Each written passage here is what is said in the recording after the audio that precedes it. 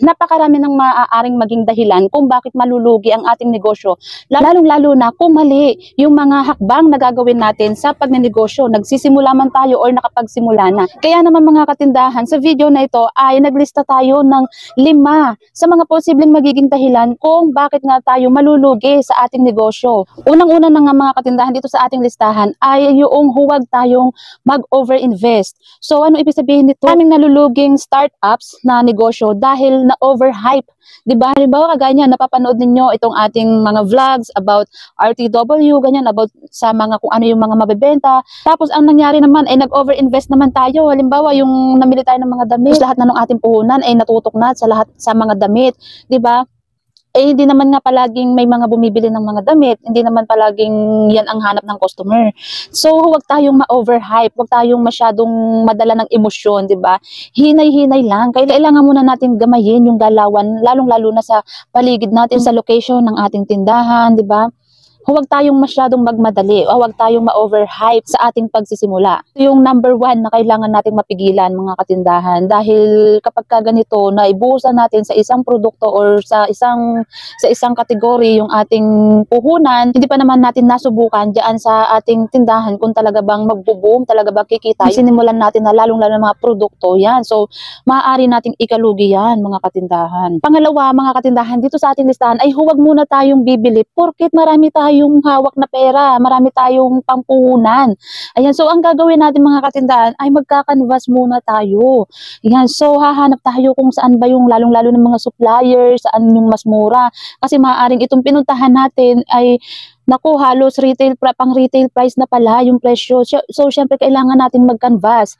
Huwag tayo agad-agad na bibili. Kasi hindi lahat ng, halimbawa, nandyan sa Divisoria, nandyan sa Baclaran, kung dyan tayo mamimili, hindi lahat ng mga nakapwesto dyan ay mga mura. Hindi lahat ng nakapwesto dyan ay yung, alam mong, wholesaler, hindi mga katindahan. Kailangan mo talagang, umikot, mag-canvas ng mga presyo, ganyan. Para mapapagkakitaan natin yung ating mga pamimilhin na item. Kung ganito man na RTW yung sisimulan ninyo.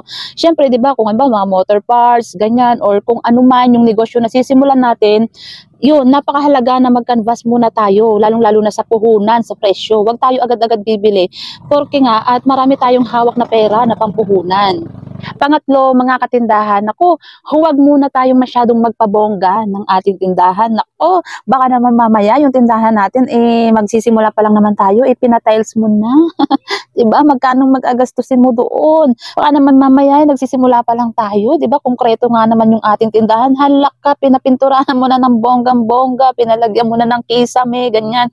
Diba? Kung pwede naman tayong magtiis doon sa minimal muna na cost ng pagpapagawa, lalong-lalo na kung sarili mo yung tindahan. Baka mamaya, nagsisimula pa lang tayo, nagsibilihan na tayo ng mga estante, ng mga glass.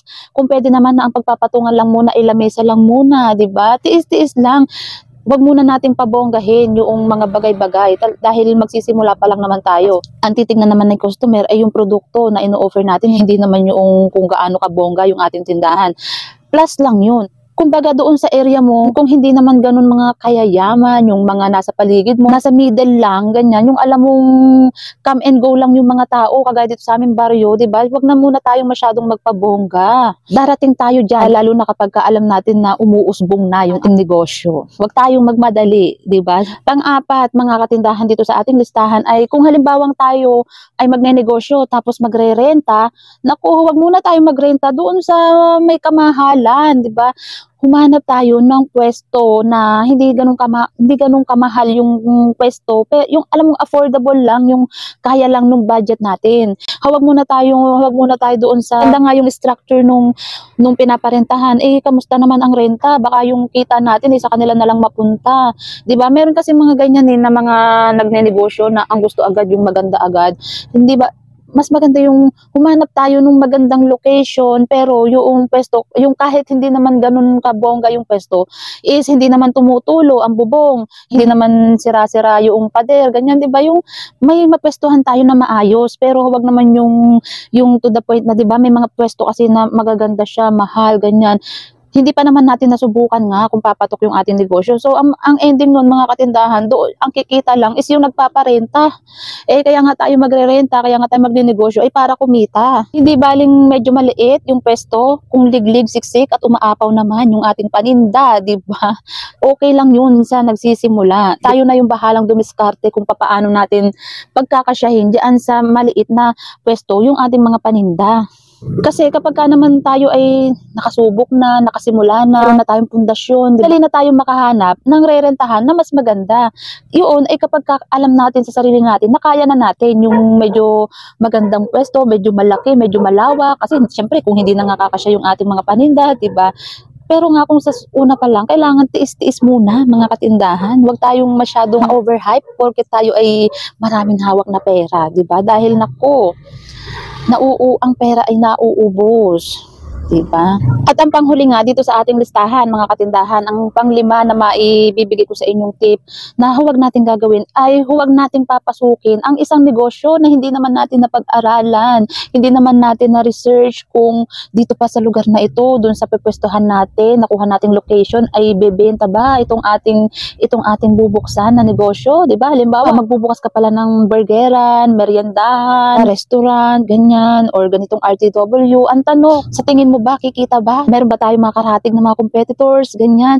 At kung ito man ay meron, at alam mo naman sa sarili mo na kaya nating makipagsabayan sa kanila, ang tanong mga katindahan, yung bang mismong negosyo na papasukin mo, naaral mo ba? Alam mo ba yung kalakaran? Halimbawa, wag na tayong lumayo. Halimbawa, dito sa RTW, ito yung sisimulan mong negosyo. Alam mo na ba ang mga supplier kung saan? Alam mo na ba kung paano magpa-tracking? Saan ka kukuha ng paninda? Paano ka kukuha ng iyong produkto? Diba? So, marunong ka bang lumuwas? Marunong ka bang mag-travel? Kailangan marunong ka makipag-usap sa mga tao. Lalong-lalo na nga sa pagpapatracking ng paninda mo kung ikaw ay malayo, kagaya ko na nasa probinsya. Saan ka bibili ng mga supplies, mga hanger, sabitan ng mga damit? So, maraming bagay na kailangan mong i-consider sa ganitong pagninegosyo. Hindi ito porket napanood lang natin, lalong-lalo na dito sa ating YouTube channel. Tapos tayo naman ay maraming pampuhunan. Hindi porket ganun ay sisimulan na natin agad yung ganitong klase ng negosyo. Dapat aralin muna natin, step by step. Huwag tayong, ayun nga, palagi paulit-ulit. Huwag tayong ma-overhype doon sa mga nakikita natin, sa mga naririnig natin. Lalong-lalo na dito sa akin ha, dahil ako naman ay sanay na sa ganitong kalakaran ng hanap buhay. Dahil nga mula pagkabata pa lang ay nasilayan ko na kung paano ang ginagawa mula sa lola ko hanggang sa nanay ko, hanggang sa mga tita ko, ganyan. Bata pa lang ay ito na yung aming hanap buhay. Kaya naman nung ako'y nagsimula nagsarili ng ganitong negosyo ay hindi naman na ako nahirapan. Syempre sa inyo, sa part nyo, lalong-lalo na dun sa magsisimula pa lang, diba? So, marami tayong dapat i-consider. Yung pagod, yung hirap, syempre given naman na yun. Pero yun nga, kailangan nating aralin muna ng bonggang-bongga. And syempre naman, hindi naman natin yan magagawa kung hindi natin sisimulan. Syempre dapat buo ang loob mo pagka sisimulan mo yung ganitong negosyo, yung ganitong hanap buhay, para pagdating ng panahon na nasimulan mo na, nandyan na yung mga produkto mo, walang pagsisisi bandang huli, di ba? So, yan mga katindahan, yung mga bagay-bagay na dapat nating i-consider kung ayaw natin na malugi ang ating negosyo. Abay, sino pa naman ang may gusto na malugi ang negosyo, di ba? Kaya nga tayo nagsisimulang maghanap buhay ay para kumita, hindi para malugi, di ba? So, ito lamang yung iba doon sa napakaraming dahilan kung bakit malulugi yung ating negosyo na sinimulan or nasimulan na. Kaya hanggat maaari mga katindahan, dapat ito ay alam natin. Ayan, at na-share ko na nga sa inyong mga katindahan itong 5 dahilan kung bakit maaaring malugi ang ating negosyo kung ganito ang gagawin natin sa umpisa pa lang ng ating pagnenegosyo. Kaya naman mga katindahan, hanggat maaari ay iwasan natin ang mga ito para hindi mapahamak yung ating sisimulan na negosyo or yung ating negosyo na nasimulan na. At hanggang dito na nga lang muna mga katindahan itong ating video. Maraming salamat sa inyong palaging panonood and happy selling!